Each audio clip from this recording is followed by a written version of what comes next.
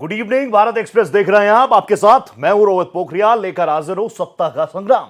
आप जानते हैं समझदार जनता है हमारी। महाराष्ट्र और झारखंड में चुनावी प्रचार पूरी तरीके से थम चुका है। आखिरी दिन दिग्गजों ने पूरी ताकत झोंकी है। आप जानते हैं 20 तारीख को महाराष्ट्र में भी चुनाव है और झारखंड में दूसरे और अंतिम फेज का चुनाव है। दोनों ही स्टेट्स में चुनाव 20 नवंबर को और महाराष्ट्र और झारखंड के नतीजे दोनों आएंगे 23 तारीख को। ईसीआई ने जबरदस्त तैयारियां की है। देखिए, बार बार मैं ईसीआई का जिक्र इसलिए करता हूं क्योंकि इलेक्शन कमीशन ऑफ इंडिया ने कहा है कि पूरी तैयारी है। झारखंड में एक फेज हो चुका है 13 तारीख को और वहां पर तैयारियां जबरदस्त नजर आई। आंकड़ा भी आपने देखा होगा, जबरदस्त आया झारखंड में। अब झारखंड में दूसरे फेज का चुनाव 20 तारीख को है। महाराष्ट्र में एक ही फेज में 288 विधानसभा सीटों पर मतदान किया जाएगा। ईवीएम में कैद हो जाएंगी 20 नवंबर को किस्मत। झारखंड पर लगातार हम बात कर ही रहे हैं, लेकिन महाराष्ट्र में इस बार बहुत ही इंटरेस्टिंग चीजें हैं, वो आप जानते हैं। सिलसिलेवार तरीके से बात करेंगे। महाराष्ट्र की 288 विधानसभा वाली सीटों में एक तरफ महायुति है, एक तरफ महाविकास आघाड़ी है। आप देखेंगे तो क्या कुछ हुआ है पिछले कुछ दिनों में, और महाराष्ट्र को वैसे भी पॉलिटिकल लेबोरेटरी के तौर पर जाना जाता है। वहां पर हमने देखा घड़ी चुनाव चिन्ह, आप समझ गए होंगे, एनसीपी, उसमें दो फाड़ हो गई। हमने देखा शिवसेना, उसमें दो फाड़ हो गई। असली नकली का फेर चलता रहा। लोकसभा चुनाव का वक्त आ गया। भारतीय जनता पार्टी जिस एक्सपेरिमेंट के साथ उतरी वो उतना ज्यादा सक्सेस नहीं हो पाया, क्योंकि जो मनमाफिक सीटें थी वो नहीं मिली महाराष्ट्र से। उसके बाद अब विधानसभा चुनावों में पूरा नैरेटिव भारतीय जनता पार्टी ने पलटने की कोशिश की है। भारतीय जनता पार्टी ने कोशिश की है ये बताने की कि महायुति की सरकार महाराष्ट्र के लिए जरूरी क्यों है। पिछले 2.5 वर्षों में जब से सरकार बनी, बीजेपी ने क्या कुछ किया। अब सिर्फ बीजेपी तो है नहीं ना चुनावी रण में, इसलिए राहुल गांधी की भी तस्वीर आपके टीवी स्क्रीन पर आपने देखी होगी। राहुल गांधी जगह जगह कॉन्स्टिट्यूशन की किताब लेके घूमे। वो झारखंड गए, उन्होंने कहा हमें आदिवासियों को बचाना है, हमें आपके जंगलों को बचाना है, हमें आपकी जमीनों को बचाना है, क्योंकि जो केंद्र में सरकार है वो आपकी जमीनों को अपने गिने चुने दोस्तों को दे रही है। राहुल गांधी ने एक है तो सेफ है का एक नई परिभाषा भी जोड़ित करने की कोशिश की है। एक सेफ लेकर वो पहुंचे पब्लिक रैली में जब वो एड्रेस कर रहे थे, वो तस्वीरें भी हैं। अब जनता के सामने चीजें हैं। मेरे साथ मेरे सहयोगी जुड़ चुके हैं, मृगांक प्रभाकर ओवरऑल चुनावों को देख रहे हैं। मेरे साथ मेरे सहयोगी अनुज आपको नजर आ रहे होंगे टीवी स्क्रीन पर। सबसे पहले मृगांक का जिक्र कर लेते हैं। मृगांक, सिलसिलेवार तरीके से बात करेंगे क्योंकि झारखंड में एक फेज का चुनाव संपन्न हो गया। लगभग 60 to 65% यह आंकड़ा रहा और ईसीआई की तारीफ तो लगातार आप भी करते रहे हैं, जो उन्होंने काम किया है ग्राउंड पर। लेकिन अब झारखंड में अगर हम सिलसिलेवार तरीके से बात करें तो झारखंड में आपको लग रहा है जिस तरीके से प्रधानमंत्री नरेंद्र मोदी, गृह मंत्री अमित शाह, योगी आदित्यनाथ और जिस तरीके से फ्लिप उन्होंने करने की कोशिश की है कि इस बार, और कई सर्वेस कह रहे हैं कि हो सकता है बीजेपी को फायदा हो जाए इस बार। रोहित, देखिए, सबसे एक तो महत्वपूर्ण बात बता दूं कि मैं सर्विस पे ज्यादा यकीन नहीं करता और एक पत्रकार को शायद अपनी चीजों को ज्यादा गंभीरता से देखना चाहिए और उसी पे रिएक्ट करना चाहिए। तो साफ तौर पे एक तो चीज ये दिखाई दे रही है कि जिस तरह से पहले चरण के अंदर मतदान हुआ है वो लगभग 65.86% हुआ। हालांकि आंकड़ा 66 के ऊपर चला गया था। उसके बाद दोबारा जो से रिकाउंटिंग की गई है तो दूसरे दिन जब जो आंकड़ा इलेक्शन कमीशन से आया वो 65.86 मतलब 66% के आसपास, जो लगभग 2.4% जो है पिछले चुनाव 2019 के मुकाबले ज्यादा था। अब वो सवाल ये है, मैंने उन आंकड़ों को देखा और ध्यान से तो एक चीज समझ में आई कि जो 2.4% किसका ज्यादा है, पुरुष ज्यादा वोट डाल के आए या महिला ज्यादा वोट डाल के आई है। तो आप चौकी का मत कि 4% महिलाओं ने ज्यादा वोट जो है फर्स्ट फेज के अंदर झारखंड के अंदर किया है। तो ये साफ तौर पर दिखाई दे रहा है। दूसरी चीज ये दिखाई दे रही है कि जो चुनाव था अभी तक, जैसे मैं 5 डिवीजन्स में अगर पूरे झारखंड को डिवाइड करता हूं तो उसमें से पलामू रीजन हो गया, उसके अंदर सेंट्रल रीजन उसका निबट गया है। जो इलाके बिहार से टच करते हैं वो लगभग उन इलाकों में चुनाव हो चुका है। अब जो एरियाज बसते हैं वो महत्वपूर्ण है, वो ट्राइबल एरियाज बसते हैं, वो संताल परगना का एरिया बसता है। इसके अलावा जो सदर्न एरिया है जिसे छोटा नागपुर प्लेट्यू भी बोलते हैं, वो एरिया का रीजन बसता है और यहाँ पर महत्वपूर्ण यह है कि 18 सीटें जो है लगभग इस रीजन में आती हैं। आपके जो इलाका है संथाल परगना का रीजन है उसके अंदर आती है और बाकी जो बची सीटें हैं 20 सीटें लगभग जो कोल्हान वाला इलाका है उस एरियाज के अंदर आती हैं। तो महत्वपूर्ण है दोनों के लिए, भारतीय जनता पार्टी के लिए भी बहुत महत्वपूर्ण है और साफ तौर पर जो है जेएमएम के लिए भी काफी महत्वपूर्ण है, क्योंकि जो इलाका साफ तौर पर दिखाई दे रहा है, जो कोल्हान का एरिया है चाहे संथाल परगना का एरिया है, उन रीजन्स के अंदर साफ तौर पर कहीं ना कहीं जेएम जो है काफी मजबूत दिखाई दे रही है। और जो ग्राउंड रिपोर्ट्स दिखाई दे रही हैं साफ तौर पर मुझे लगता है कि जो ग्राउंड रिपोर्ट्स हमने आज भी कलेक्ट की हैं, इससे पहले भी पहले चरण के अंदर भी बातचीत की थी, तो उसमें साफ तौर पर दिखाई दे रहा है कि जो वहां का युवा है वो साफ तौर पे दोनों पार्टी चाहे वो बीजेपी हो चाहे जेएमएम हो उससे नाराज दिखाई देता है। मुझे ये चुनाव जो है ना, एक आप मेरी बात पे यकीन मानिएगा, जो मेरी स्टडी है चुनाव की उस आधार पे कह रहा हूं, इस चुनाव में मुझे एक थर्ड फोर्स नजर आती है और वो थर्ड फोर्स जेकेएलएम के रूप में नजर आती है। कहीं ना कहीं उसका एक शिफ्ट मुझे युवा वर्ग का जो लगभग 32% के आसपास वोट शेयर है वो उसकी तरफ शिफ्ट होता हुआ दिखाई देता है। हालांकि हो सकता है कि वो उस सीट शेयर में तब्दील ना हो, जाहिर सी बात है मृगांक जी, और आपसे तो मैं वैसे भी संवाद करना चाह ही रहा था। हरियाणा चुनावों से एक दिन पहले हमने बात की थी, उसमें आपने कुछ आंकड़े दिए थे, उस पर भी मैं बात करना चाह रहा था, मौका नहीं लगा। आज उसको भी मैं ओवरऑल कहीं ना कहीं पूछने का प्रयास करूंगा आपसे, लेकिन मेरे साथ अभिषेक पांडे भी जुड़ चुके हैं। देखिए झारखंड का होल एंड सोल अभी तो बताना बाकी है, मृगांक जी के पास में वापस जाऊंगा, लेकिन मेरे सहयोगी अभिषेक पांडे भी मेरे साथ जुड़ चुके हैं। अभिषेक जी, चुनावी शोर थम गया,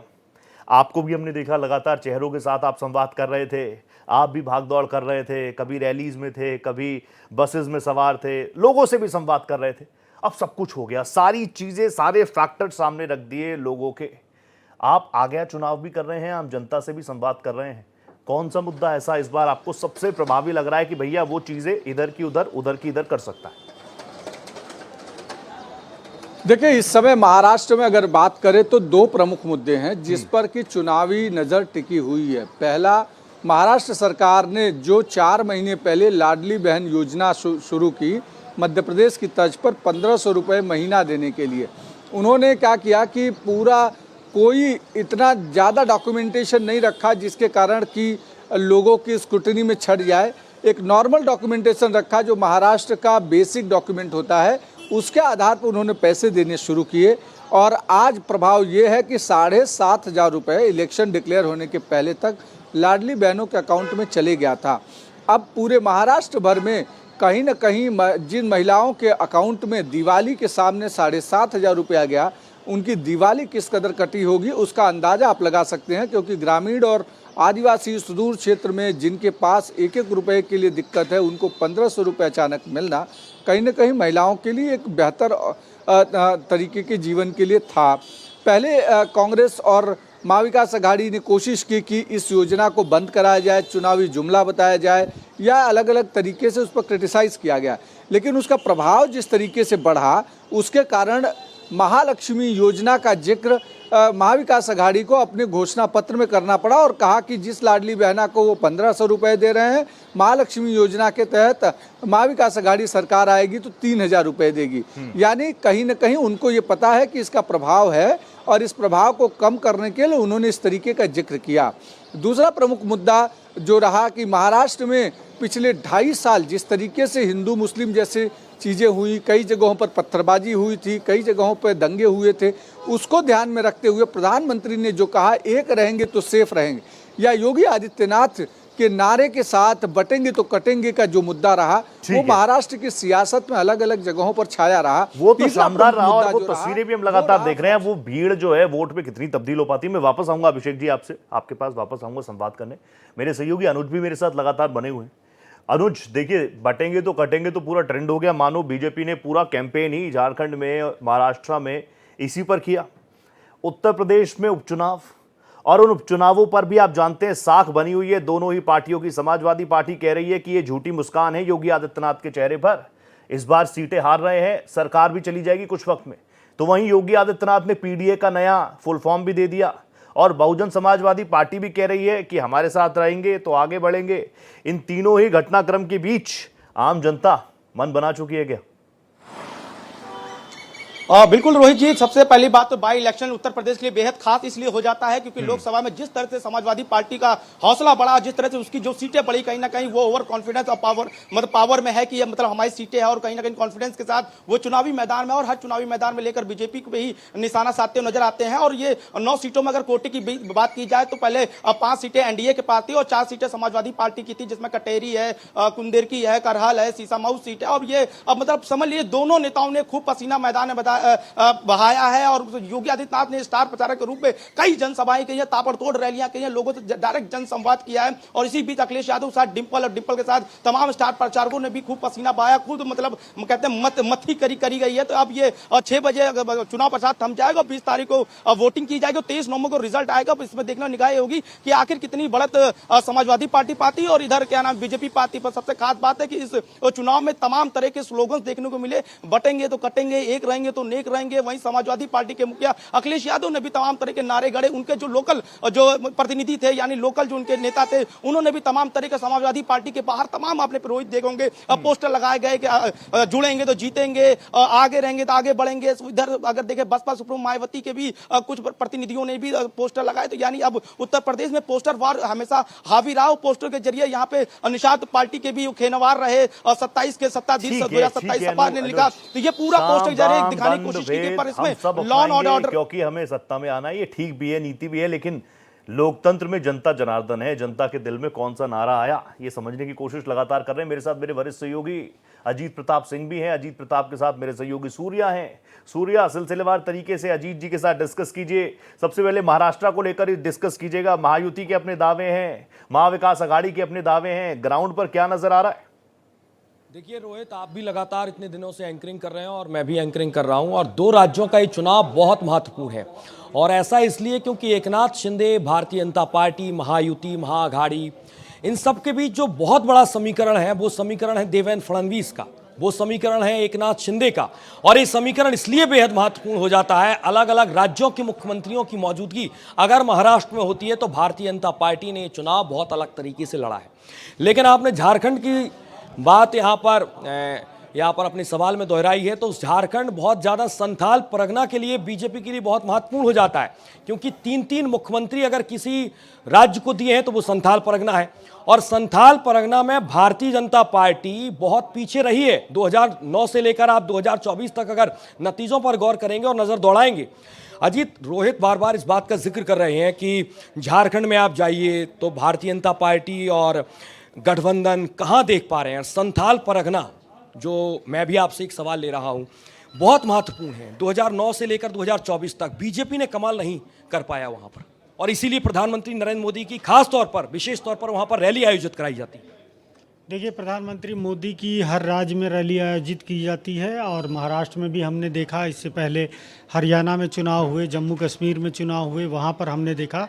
लेकिन सबसे अहम बात ये थी कि इसी साल लोकसभा का चुनाव हुआ और महाराष्ट्र में अच्छे नतीजे नहीं आए बीजेपी के। अगर संदर्भ में देखा जाए, झारखंड तब भी कुछ इज्जत बचाया बीजेपी के। लेकिन इस बार बीजेपी का जो सबसे बड़ा फोकस है, खास करके अगर झारखंड के संदर्भ में देखें तो बीजेपी सबसे बड़ा अपना फोकस घूसपैठियों को लेकर कर रही है। यानी घूसपैठिए जो वहाँ पर आए हैं, चाहे वो बांग्लादेश से आए हों, चाहे वो असम से आए हों, जिस तरह से घूसपैठिए वहाँ पर जमे, वहाँ पर उन्होंने अपना वोटर आईडी बनाया, जो आधार कार्ड बनाया, ये पूरा चुनाव बीजेपी इन घुसपैठियों के खिलाफ लड़ रही है। और बीजेपी की उम्मीद है कि इस बार चुनाव में वो जीत हासिल करेगी। जहाँ तक संथाल परगना की बात करें तो ट्राइबल बेल्ट में बीजेपी निश्चित तौर पर जिस तरह से सफलता हासिल करनी चाहिए उस तरह से हासिल नहीं कर पाई है। लेकिन झारखंड में हमने देखा ट्रेंड रहा है, एक बार जेएमएम जीतती है, एक बार बीजेपी जीतती है, एक बार बीजेपी का मुख्यमंत्री रहता है, एक बार जेएमएम का रहता है। तो वो ट्रेंड इस बार भी दिखाई पड़ेगा। लेकिन बीजेपी का इस बार सबसे बड़ा जो फोकस है वो घूसपैठियों को लेकर है और उसी पर सबसे ज़्यादा फोकस रख कर बीजेपी चुनाव लड़ रही है। और उसको उम्मीद है कि शायद इस बार फिर से एक बार सत्ता की चाबी बीजेपी के पास वो घूसपैठियों के मुद्दे को लेकर ही आने वाली है। महाराष्ट्र का जिक्र यहाँ पर रोहित भी कर रहे हैं और बेहद महत्वपूर्ण है। आपने देखा कि लोकसभा चुनाव के नतीजे महाराष्ट्र में आदित्य ठाकरे क्या शिवसेना उद्धव गुट के लिए एक फायदेमंद होंगे? मुंबई की गलियों में घूमना, अलग तरीके से चुनाव कैंपेनिंग करना, क्योंकि इस लड़ाई में आदित्य ठाकरे भी अपने आप को एक फैक्टर मान रहे हैं। देखिए सूर्य, सबसे अहम बात कि वहाँ पर महाराष्ट्र में मराठा सिर्फ आदित्य ठाकरे की बात। मैं एक और बात बताता हूँ, फिर आगे भी आऊँगा कि वहाँ जो सबसे प्रमुख मुद्दा रहा चुनाव के पहले वो मराठा आरक्षण का रहा। मनोज जरांगे लगातार वहाँ पर आंदोलन करते रहे और एक तरह से एक बड़ा ब्लॉक है, 30% से ज़्यादा एक बड़ा ब्लॉक है मराठा लोगों का, और वो शायद हो सकता है कि शिवसेना को वोट करे, उद्धव ठाकरे को वोट करे। लेकिन बीजेपी की कोशिश है, जैसे कि हरियाणा में नॉन जाट वोटों को जिस तरह से पोलराइज किया, यहाँ भी उनकी कोशिश है कि फॉर्मूला नजर आ रहा है सूर्या, वो फॉर्मूला नजर आ रहा है। आदिवासियों का जिक्र झारखंड में कर रहे हैं तो नॉन आदिवासी भी भारतीय जनता पार्टी के फैक्टर में है।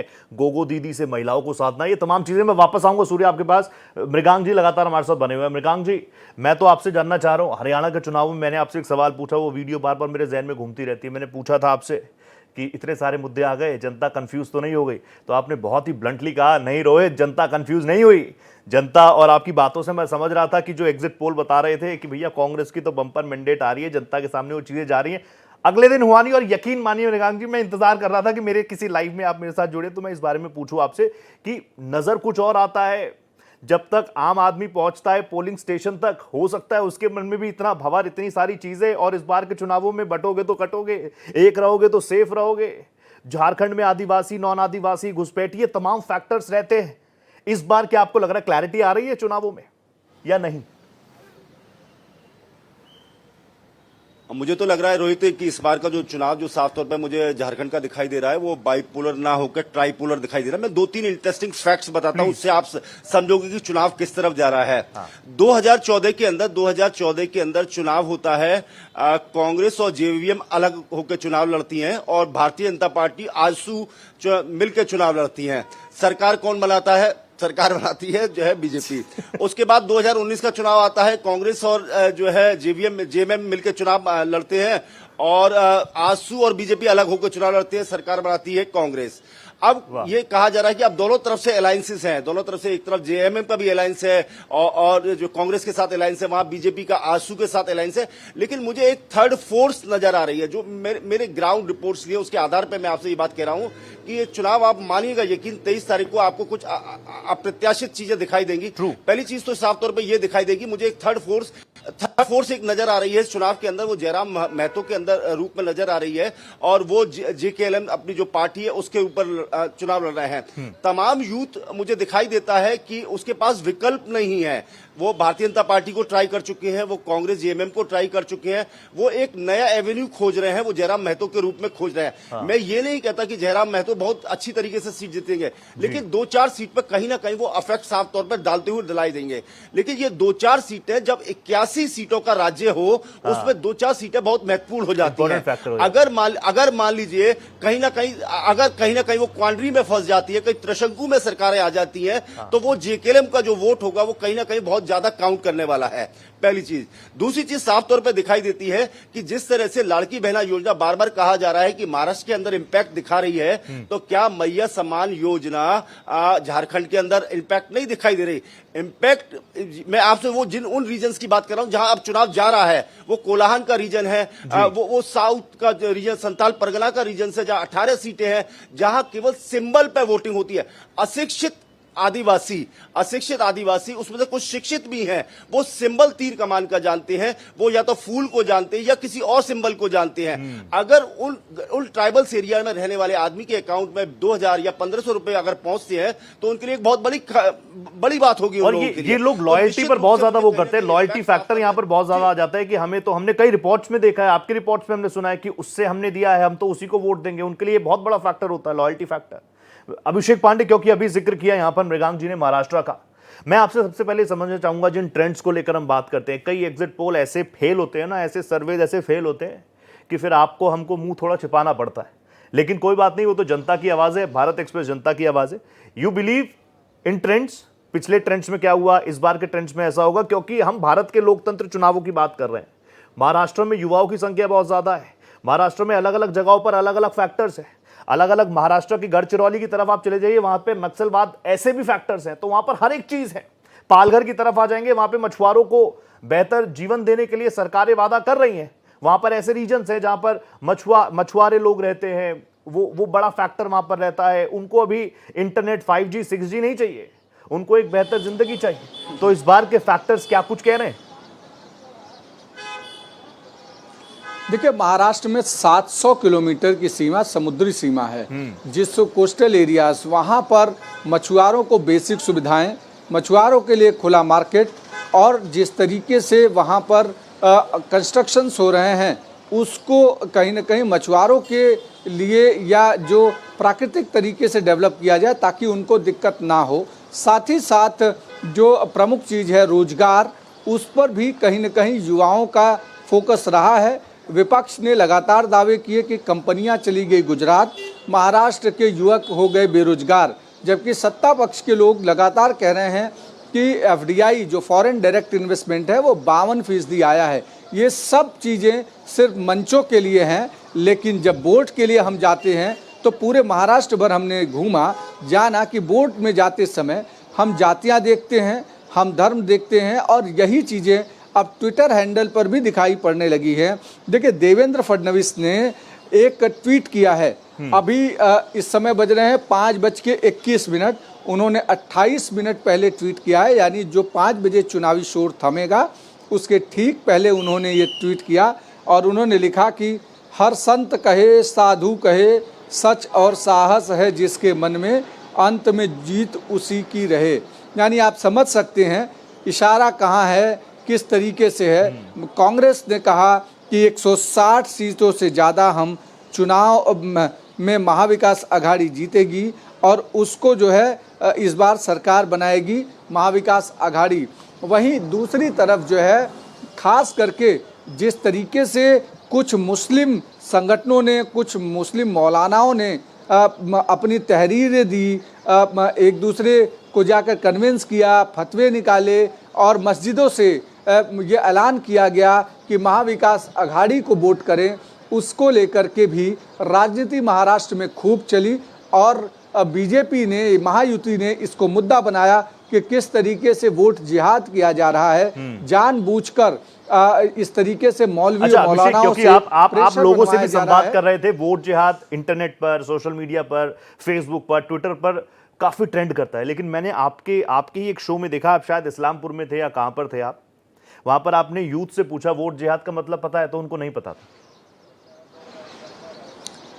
देखिए, वोट जिहाद का यूथ से कोई लेना देना नहीं है, लेकिन एक तबका ऐसा है जहां पर कि आबादी में 50-50% है जिस इलाके में, वहां पर कहीं ना कहीं एक दूसरे को जो सफोकेशन होता है, उस सफोकेशन में जो देखिए 2 तरीके के वोटर होते हैं, एक फिक्स वोटर होते हैं, एक फ्लोटिंग वोटर होंगे।